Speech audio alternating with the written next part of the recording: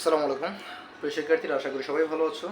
আমরা আলোচনা করতে যাচ্ছি এইচএসসি কেমিস্ট্রি প্রথম পত্র গুণগত রসায়নের খুবই গুরুত্বপূর্ণ একটা প্রশ্ন। ইলেকট্রন ধাপান্তরের ক্ষেত্রে আমাদের যে অঞ্চলগুলো নির্ধারিত হয় সেই অঞ্চলগুলো কীভাবে নির্ণয় করা যায় সেটা বের করব, এবং আইআর রশ্মির ব্যবহারটা আমরা আজকে শিখতে যাচ্ছি। ওকে, তো চলো কীভাবে আসে এই প্রশ্নগুলো।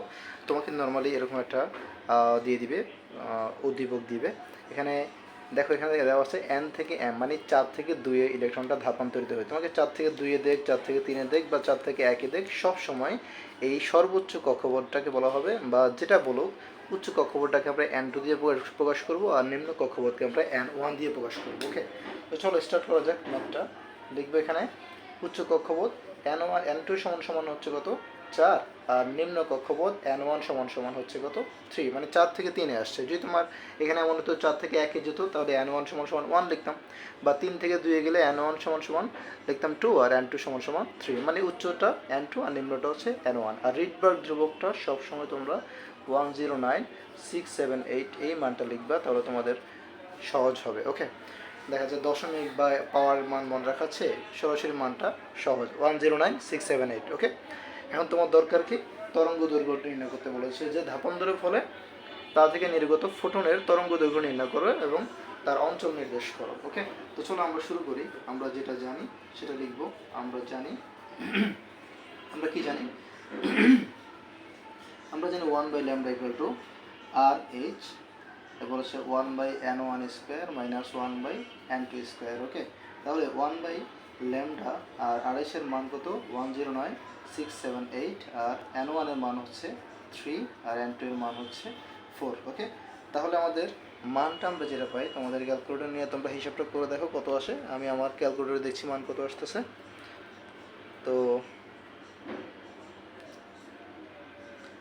হ্যাঁ, 5331.57 আসছে আমার এখানে।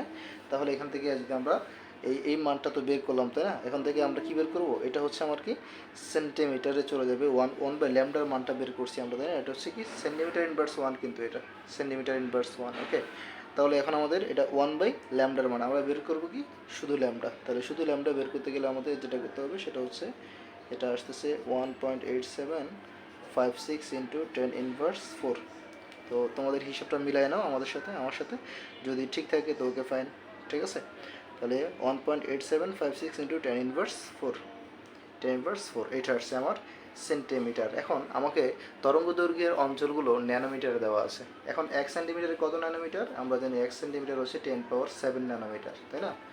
1 সেন্টিমিটার হচ্ছে 10⁻7 ন্যানোমিটার। তাহলে আমরা কী করবো, যেটা পেয়েছি এটার সাথে 1 সেন্টিমিটার হচ্ছে 10⁻7, তাই 10⁻7 গুণ করে দিব, কিসে চলে যাবে তাহলে ন্যানোমিটার হয়ে যাবে। ওকে, হয়ে গেল ন্যানোমিটার। তাহলে আমাদের গুণ করার ফলে মানটা এখানে কত আসবে, যেহেতু এখানে ইনভার্স 4 আর এখানে হচ্ছে 7, তাহলে আমাদের মানটা টোটাল দাঁড়াচ্ছে 1875.6 ন্যানোমিটার। আমি সাইড নোট তোমাদেরকে দিয়ে দিলাম, 1 সেন্টিমিটার সমান সমান 10⁻7 ন্যানোমিটার, এইসবটা মনে রাখবো।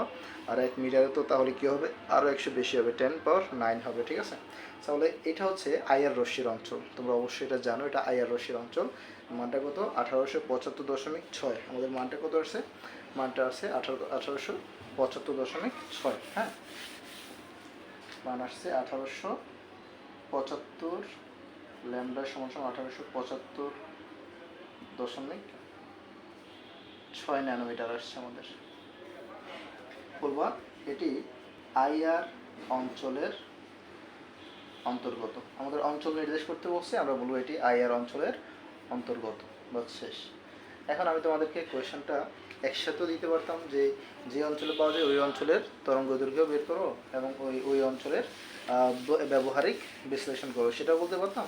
কিন্তু আমি সেটা না বলে দেখা যায় খতে আমাদের সরাসরি কোয়েশনটা এভাবে আছে, আইআর রশ্মির ব্যবহারটা লিখো। তাহলে আইআর রশ্মির যে ব্যবহারটা, আইআর রশ্মির আগে আমরা তরঙ্গের সীমাটা কত জানি, 780 থেকে 1 মিলিমিটার পর্যন্ত। ওকে, তাহলে আইআর রশ্মির ব্যবহার যেটা, আইআর রশ্মির ব্যবহারটা মনে রাখবো, এটা খতে কিন্তু খুবই ইম্পর্টেন্ট একটা প্রশ্ন।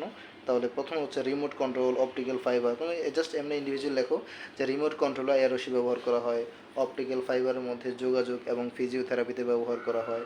হ্যাঁ, তাছাড়া আইআর রশ্মিকে আবার 3টে অংশে ভাগ করে, তোমরা জানো নিয়ার আইআর, মিডল আইআর এবং ফার আইআর, 3টে অঞ্চলে ভাগ করা হয়েছে, তাই না? তো নিয়ার আইআর চিকিৎসা ক্ষেত্রে, মিডল আইআর এটা ব্যবহার করা হয় জৈব যৌগের কার্যকরীমূলক শনাক্তকরণে, আর ফার আইআর চিকিৎসা ক্ষেত্রে ব্যবহার করা হয়। খুবই গুরুত্বপূর্ণ। আবার বলছি, আইআরকে 3 ভাগে ভাগ করা হয়, নিয়ার আইআর, মিডল আইআর এবং ফার আইআর। তো নিয়ার আইআর এবং ফার আইআর চিকিৎসা ক্ষেত্রে ব্যবহার করা হয়, আর মিডল আইআরটা জৈব যৌগের কার্যকরীমূলক শনাক্তকরণে ব্যবহার করা হয়। বেশ শেষ। তাহলে এখানে যে প্রশ্নগুলো আসে মোটামুটি এভাবেই তোমাদের আসতে পারে যে 4 থেকে 1-এ গেলে বা 4 থেকে 2-এ গেলে কোন অঞ্চলে পাওয়া যাবে। তাহলে তোমার যে অঞ্চল তুমি তো জানো 380 700-র মধ্যে হলে, 380 থেকে 700-র মধ্যে হলে তোমার দৃশ্যমান অঞ্চলে পাওয়া যাবে। আর যদি 380-র নিচে হয় তাহলে হবে ইউভি অঞ্চলের অন্তর্গত, তাই না?